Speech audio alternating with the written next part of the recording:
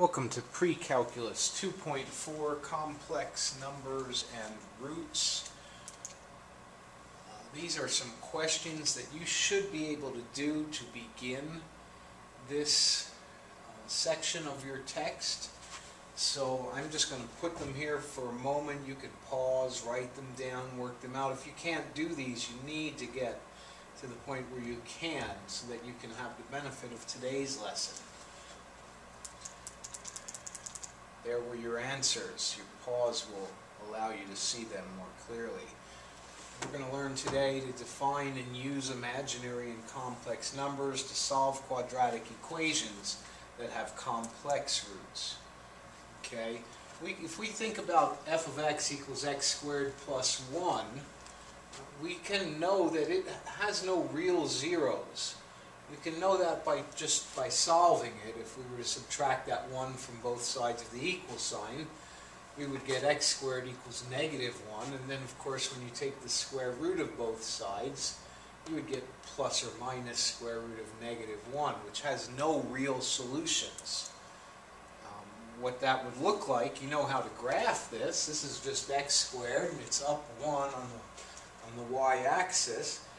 And you can see that this graph of x squared plus 1 has no real zeros. It has no x-intercepts. It has no roots. It has no place where it crosses where y is equal to 0.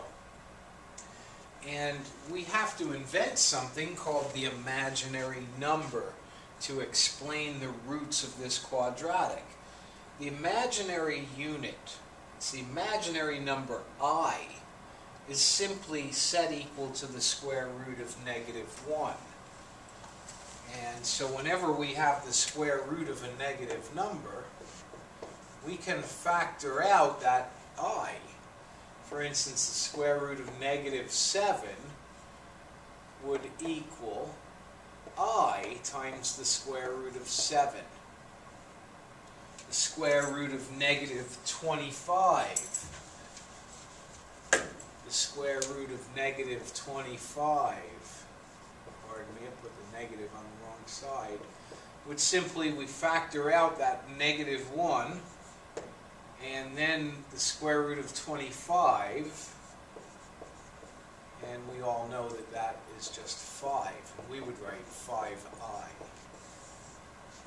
And that's just a way that we can compensate for having a negative sign under our square root. So, and again, here's a more formal way. Here's a few more examples. Square root of negative 2. Since that's the square root of negative 1 times 2, it's I times 2. Square root of negative 4. Since that's the square root of negative 1 times the square root of 4, that's 2i. And so on. The square root of negative 1 squared is I squared, which is equal to negative 1. A couple more in algebra. The square root of any negative b is I times square root of b. Any square root of negative b squared is b times I. Square root of negative b squared is negative b. Think about it. Square root of negative 1 squared. Square root of negative 1 times square root of negative 1. That's I times I. And that's just negative 1. 5 times the square root of negative 11. We'll factor out that negative 1. Product property would allow us to separate it. And this is the why this all works. I don't expect to see you do this in every step of your work. We have 5 times the square root of 121, which is 11, times this. This is going to be 55, and this is going to be I. Okay, and there's a lot of steps here I won't expect you to do because they seem to me to be very basic. If you don't know that step, please feel free to do it until you do know that step. So the negative square root of negative 96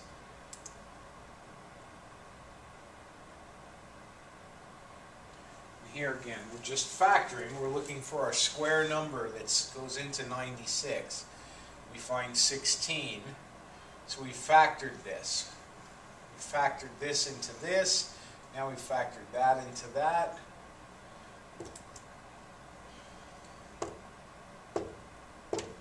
And then this turns into an I.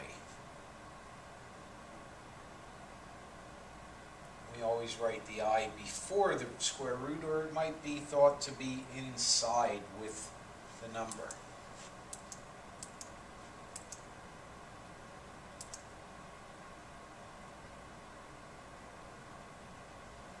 Again, 63 is 9 times 7. We find that square number in 63. That square number is 9. We can take that number out.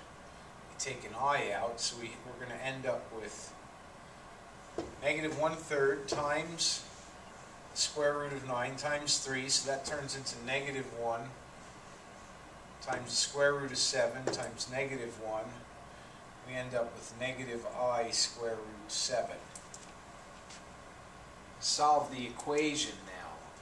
This is where this is going to come in useful. See, when we subtract 90 from both sides, and then divide both sides by 5, we end up having this negative number that ends up under the square root sign. 18 factors into 2 times 9. 9 allows us to take a 3 outside. The negative sign always turns into an I outside of the radicand. That's called a radicand. And the 2 is left inside. Again, if I was doing this problem, this is what it would look like. When I got down to this part, x equals plus or minus the square root of negative 18, I would say x equals plus or minus I times the square root of 9 times 2. See, now it looks a little bit simpler, perhaps.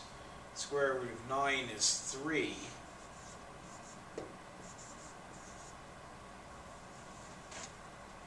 That's what it would look like if you were seeing my work.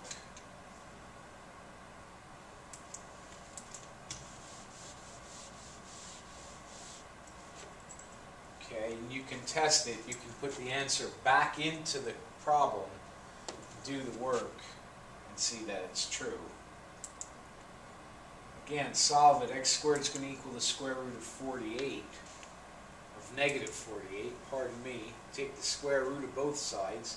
Now my work here would look like this. X equals plus or minus. I'm going to take, the first thing I do is take that I out, and then I'm going to look for the square number that factors out of 48, and it is 16 times 3. Now I'm going to say plus or minus 4i root 3. And again, these are complex roots of a quadratic equation. Now when they do it, they do their steps in just a little different order, or they're not doing any steps here, because they've shown you those steps twice. Okay, and then they check their work by putting it back in. They prove, in fact, that it does work. Complex numbers. You know, we've looked at the set of real numbers. We've worked with those through every math class that we've ever taken. The imaginary numbers are actually outside of the real numbers. The real numbers have the rational numbers, they have the integers, the whole numbers, the counting numbers. All of these, even the irrational numbers, are still inside this set of real numbers. The imaginary numbers live outside of that. No imaginary number will be inside the real number set. Okay, complex numbers are numbers that can be written in the form of a plus something times I. Some number plus something times I. So maybe it's 2 plus 3i. Or maybe it's 0 plus 2i. You know, we call that a complex number. It has a real part and it has an imaginary part. The key is the real part may be 0. It may be 0. It's still a complex number as long as it has that imaginary part. If there's an I, it is a complex number. Okay? Find the zeros of the function.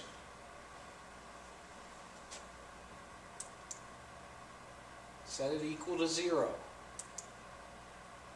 Now we're going to complete the square. Oh no, not that again, Mr. DeFronzo. Well, this time I've subtracted the 26 and moved it across the equal sign. I'm going to complete the square on this side of the equal sign. When I do, I get x plus 5 squared. And because I added that 25 here, I'm going to also add it to the other side of the equal sign. It would be the same if I subtracted on this side. Mathematically, this is sound, what I've done. Then because I've completed the square, I have something squared on this side, and I have something squared on that side that I can take the square root of. So I find that x plus 5 equals the square root of plus or minus the square root of -1, which is just going to be I, and I subtract 5 from both sides, and I find that I have this complex set of zeros for this quadratic equation. I have -5 plus I and -5 minus I as zeros of this quadratic equation. Okay, let's look at another one.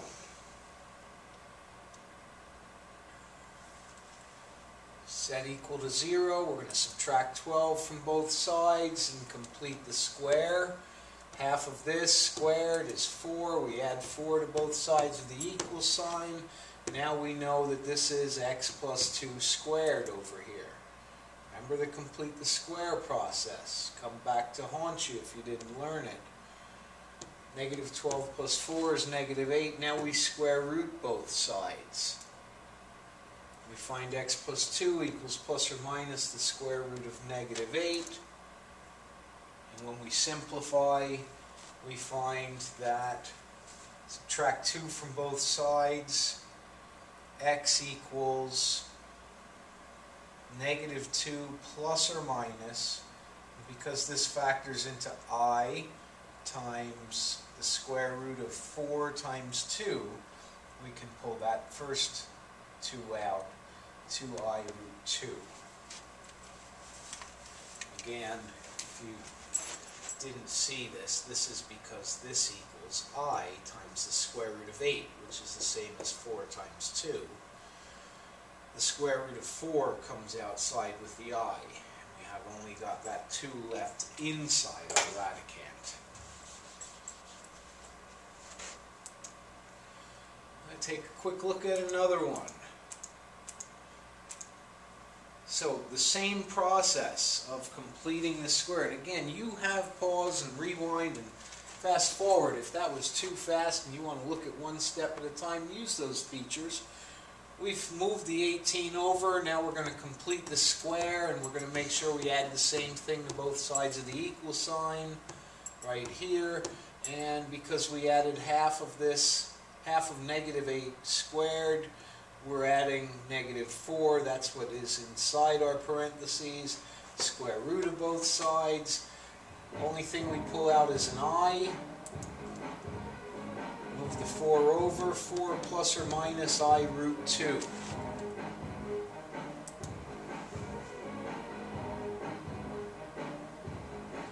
Okay, well, I have an SSR coming in, and that's the end of part 1.